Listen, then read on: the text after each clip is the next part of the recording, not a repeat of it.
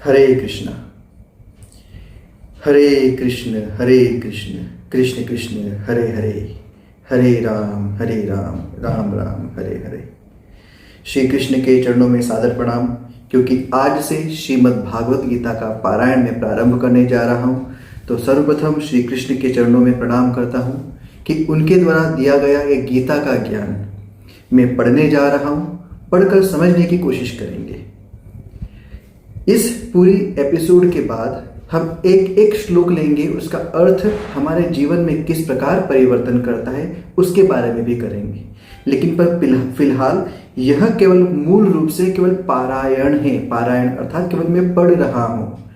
जो श्रीमद् भागवत गीता यह दी गई है, जिसमें लिखा है असली लाहोरी, इस असली लाहोरी श्रीमद् भागवत गीता को पढ़ने का काम कर रहा हूँ, ताकि ऐसे बुद्धजन, ऐसे प्रबुद्धजन या फिर जिनको इनकी आवश्यक है वह सुनकर लाभ प्राप्त कर सके। हम इसके बारे में चिंतन, मनन, श्रवण, आपके प्रश्नों का उत्तर अगली सीरीज में करेंगे। तो मैं कोशिश करता हूँ कि मैं शुद्ध रूप से पढ़ने की प्रयास करूँगा। इसमें जैसा समझाया गया है उसी को आप समझने का प्रयास कीजिएगा। इन्हीं सभी चीज़ों के साथ हम शुरुआत करते हैं श्रीमद् भागवत गीता। इसमें पहला अध्याय में भगवान से प्रार्थना की गई है। पहले प्रार्थना की गई है, मतलब हम प्रस्तावना की बात करें। पहले अध्याय की बात भी नहीं कर रहे, हम प्रस्तावना की बात कर रहे हैं। तो पहले हम आज प्रस्तावना की बात कर रहे हैं। श्री ओम नमो भगवते वासुदेवाय, वासुदेव विश्वेश्वराय, आदि पुरुष अपरंपार अलेख पुरुषाय नमः। इसका मतलब क्या हुआ? जगत बंधु ज्योति स्वरूप, जी की जान नहार, हरि यश मांगन आयो, दास प्रभु के द्वार। इसमें जिन्होंने ये श्रीमद् भागवत गीता का भावार्थ किया है, जिन्होंने लिखी है, उनका नाम भी उल्लेखित किया गया है और उसमें उनका बारे में बताया गया है कि मैं भगवान से कैसे प्रार्थना कर रहा हूँ। जरा सुनिए। श्री भगवान जी ने अर्जुन को जो गीता ज्ञान दिया सो मुझे मिले। हे भवभंजन, श्री कृष्ण जी के किशोर दास मांगता है, हे प्रभु, गीता ज्ञान के उच्चारण करने से तुम्हारे भक्त पूर्ण ब्रह्म को पाते हैं। प्रभु, मैं आपकी शरण में पड़ा हूँ।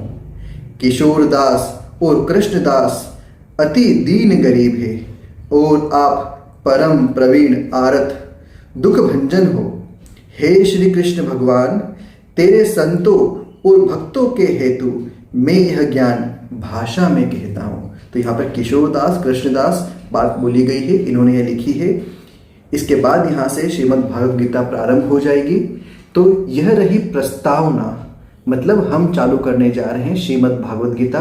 तो आपसे मेरा निवेदन रहेगा कि मैं हर अध्याय को अलग अलग पार्ट्सों में रिकॉर्ड करने की कोशिश करूँगा, ताकि कभी कभी क्या होता है, किसी की सुनने की इच्छा होती है तो वह सुन सकता है, किसी को लाभ की इच्छा होती है, जैसे कि बाई चांस किसी के घर में बड़े बुजुर्ग होते हैं तो वो सोचते हैं कि उनको सुना दी जाए और वो किसी का अर्थ सुनना नहीं चाहते हैं, वो केवल पारायण ही सुनना चाहते हैं, मतलब केवल पढ़ी हुई गीता को ही सुनना पसंद करते हैं। तो आप उनको भी लगा कर सुना कर सकते हैं ताकि उन्हें भी इसका लाभ प्राप्त हो।